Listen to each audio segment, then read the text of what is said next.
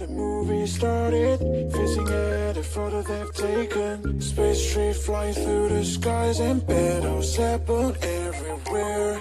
I don't need any hero to save me. I don't know why the kids always crying. I've been thinking about how the captain's ball we left in a wasted planet. Can you feel the sparkle sitting right where it's standing? That's the sparkles from my beating heart. When it breaks so hard.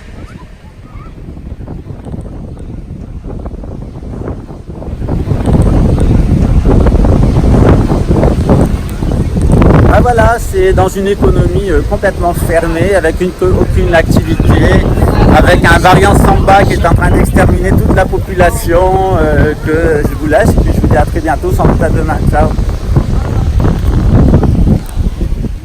Bonjour les amis, bonsoir, bonjour c'est le lecteur, en fait c'est bonsoir ici mais vous le recevrez demain matin en France. Nous allons maintenant parler de la grande synarchie égyptienne, la mère de toutes les synarchies, qui est ce royaume des Kémites, fondé par des hommes à la peau noire, qui étaient venus d'une contrée qu'on appelle maintenant le Soudan, la Haute-Égypte, qui était des Kémites, et qui ont construit là une merveilleuse civilisation où, comme dans toutes les synarchies, eh bien, on séparait l'être divin de l'être astral. C'est ce qu'on va voir maintenant, c'est Pascal Trefingui, c'est depuis Rio de Janeiro, depuis le temple bouddhiste de Rio de Janeiro, en attendant notre monastère, et notre temple, parce qu'on va un monastère, et donc, eh bien, je vous invite à voir ceci dès demain matin, 7h de Rio de Janeiro, je crois que ça fait midi en France, où vous pourrez voir cette merveilleuse vidéo où je vais vous présenter dans un grand tableau, comme vous en avez l'habitude, eh bien, les 10 plaies d'Égypte,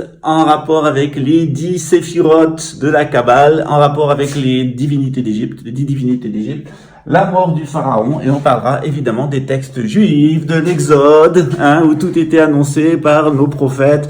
Tout est contenu dans la Torah et dans le Talmud, et on va vous le démontrer une fois de plus en vous expliquant que cette grande synarchie à laquelle ont participé les Juifs, elle s'est transmise ensuite, cette grande synarchie au roi Salomon et au roi David, puisque les Hébreux ont choisi aussi d'avoir une synarchie. Alors elle n'a pas tenu longtemps en tant que synarchie, elle est vite devenue une timocratie, dont vous connaissez la fin, c'est la destruction du temple.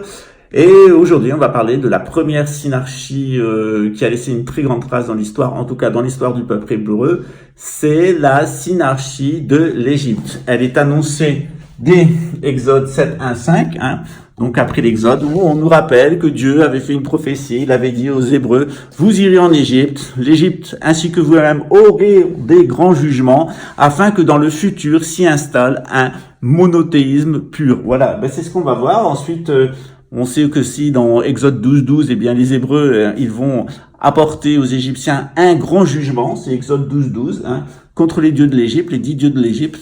C'est ce qu'on va voir.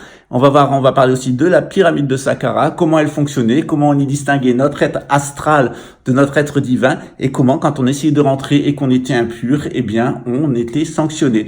Et vous comprendrez comment le nouvel ordre mondial, qui est une anti-synarchie, a décidé de faire entrer l'intégralité de la société dans une gigantesque pyramide de Saqqara électromagnétique, et au lieu de donner, eh bien, aux prêtres et aux gardiens purs le fonctionnement de Saqqara, l'anti-Saqqara moderne est confié à des magiciens noirs et à des dégénérés que vous appelez policiers militaires, que moi j'appelle des dégénérés, des FDP, et je vais vous expliquer la différence entre notre belle tradition, celle de l'Égypte, celle des Kémites, reprise par les Hébreux, reprise par les rois de France, reprise par les francs-maçons de l'Amérique, et hélas, avec le nouvel ordre mondial, avec ses sorciers noirs, avec ces imbéciles qui travaillent pour lui en uniforme noir, eh bien, comment tout ça, c'est devenu la plus grande boucherie, de goy de l'humanité. Mais ça sera demain.